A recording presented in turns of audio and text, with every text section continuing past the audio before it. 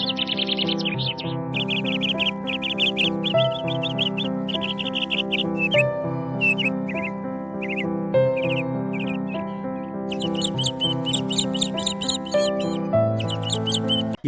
பிரியமானவர்களே, பனிமே மாதா ஜெபக்குழுவின் காலை பணித்துளி நிகழ்ச்சி வழியாக உங்களை சந்திப்பதில் மகிழ்ச்சி அடைகிறேன். இந்த தியானத்தின் கடவுள் பணித்துளிகள் ஒவ்வொரு நாளும் நம்மை நனைத்து அவர் பிரசனத்திலும் இறை வார்த்தையில் வளர்வோம், வாழ்வை வெற்றியாக்குவோம், சிந்திப்போம், வாழ்வாக்குவோம். ஆமென். கிறிஸ்து இயேசுவுக்கு மிகவும் பிரியமான சகோதர சகோதரிகளே, நம் ஆண்டவர் இயேசு கிறிஸ்துவின் நாமத்தினால் என் அன்பின் நல்வாழ்த்துக்கள். இந்த நாள் உங்களுக்கு ஒரு முன்னேற்றத்தின் நாள். இன்று ஆண்டவர் திருத்தூதர் பணிகள் நூல் 10ஆம் அதிகாரம் 38ஆம் வசனம் மூலம் நம்மோடு பேசுகின்றார். கடவுள் நாசரேத்து இயேசுவின் மேல் தூய ஆவியாரின் வல்லமையை பொழிந்தருளினார். கடவுள் அவரோடு இருந்ததால் அலகையின் கொடுமைக்கு உட்பட்டிருந்த அனைவரையும் அவர் விடுவித்து எங்கும் நன்மை செய்து கொண்டே சென்றார். நம் ஆண்டவர் இயேசு இந்த உலகத்தில் வாழ்ந்தபோது அலகையின் பிடியில் இருந்த அனைவரையும் விடுவித்தது மட்டுமல்லாமல் எங்கெல்லாம் சென்றாரோ அங்கெல்லாம் நன்மைகள் செய்து கொண்டே சென்றார். நாம் அவரது பிள்ளைகள், அவர் மேய்க்கும் ஆடுகள். நாமும் அவர் செய்தது போல செய்ய வேண்டும் அல்லவா? அப்படியென்றால் ஏன் எல்லோராலும் அனைவருக்கும் நன்மை செய்ய முடியவில்லை? இதற்கு முக்கிய காரணம் மனிதர்களுடைய சிந்தனைகளை.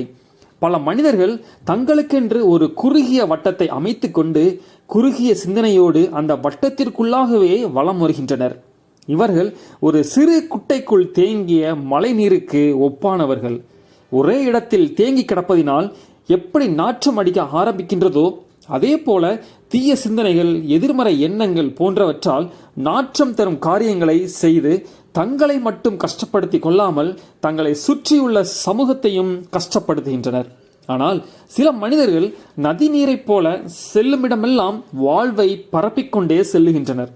எப்பொழுதுமே நதி நீர் பள்ளத்தை நோக்கி பாய்ந்து செல்வதைப் போல இவர்கள் தேவையில் இருப்போரை தேடி பயணித்து கொண்டே இருப்பர். எந்த ஒரு குறுகிய சிந்தனையாலும் சிறைபிடிக்கப்படாமலும் தொடர்ந்து செயல்பட்டு கொண்டே இருப்பர்.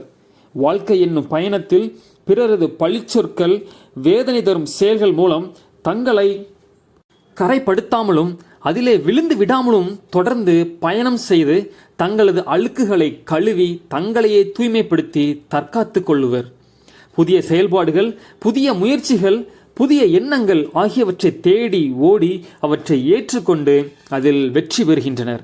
அவர்கள்தான் இயேசுவை தங்கள் வாழ்க்கையில் பிரதிபலிக்கின்றனர். நாம் யாராக இருக்கின்றோம்? குட்டையில் தேங்கியுள்ள நீர் போலவா அல்லது நதியில் பாய்ந்து ஓடும் நீராகவா? நாம் இயேசுவை நமது வாழ்க்கையில் பிரதிபலிக்க வேண்டுமென்றால் நமது வழியில் மலைகள் போல தடைகள் வந்தாலும், குன்றுகள் போல போராட்டங்கள் வந்தாலும் நதி நீரை போன்று நின்று விடாமல் வளைந்து நெளிந்து ஓடி இயேசு செய்தது போல செல்லுமிடமெல்லாம் நன்மைகளை செய்து கொண்டே செல்ல வேண்டும். பிறருக்கு முன்னேற்றம் தரக்கூடியவர்களாக இருந்து நமது ஆவிக்குரிய வாழ்க்கையிலும் முன்னேற வேண்டும். செய்வோமா? சிந்தித்து வாழ்வாக்குவோம். இயேசுவின் வருகைக்கு ஆயத்தமாவோம். நாம் ஜெபிப்போம். எங்கள் அன்பு ஆண்டவரே, உம்மை போல நாங்களும் எங்கள் வாழ்க்கையில் நாங்கள் செல்லுமிடமெல்லாம் நதிநீரைப் போல பிறருக்கு நன்மை செய்யும் அருள் தாரும். இதன் மூலம் எங்கள் வாழ்க்கையில் நாங்கள் உம்மை பிரதிபலிக்கும் கிருபை தாரும். எங்கள் ஆண்டவரும் மீட்பருமாகிய இயேசு கிறிஸ்துவின் நாமத்தில் ஜெபிக்கிறோம் எங்கள் ஜீவனுள்ள நல்ல பிதாவே, ஆமேன். இந்த நாள் உங்களுக்கு ஒரு முன்னேற்றத்தின் நாளாக அமைய OLS ஜெபக்குழு சார்பாக என் அன்பின் நல்வாழ்த்துக்கள்.